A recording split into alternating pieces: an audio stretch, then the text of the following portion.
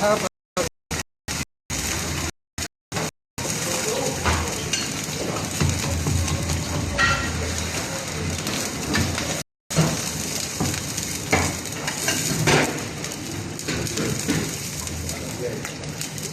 phát thả là lưới đi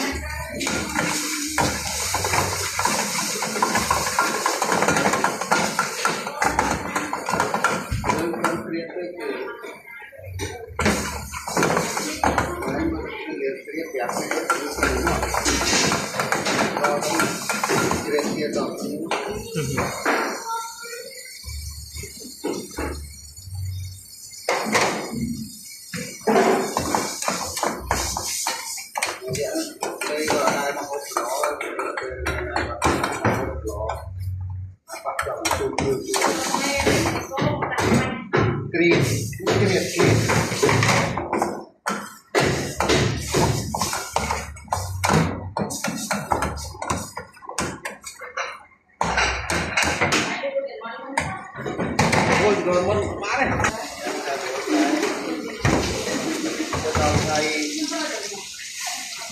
nhập tình á.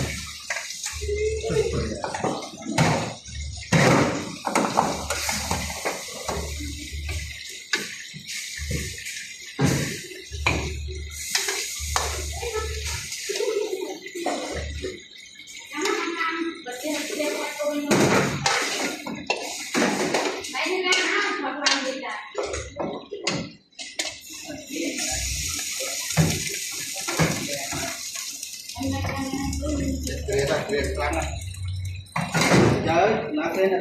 cân ắt tích á giờ cân sao quay thế nào này con nó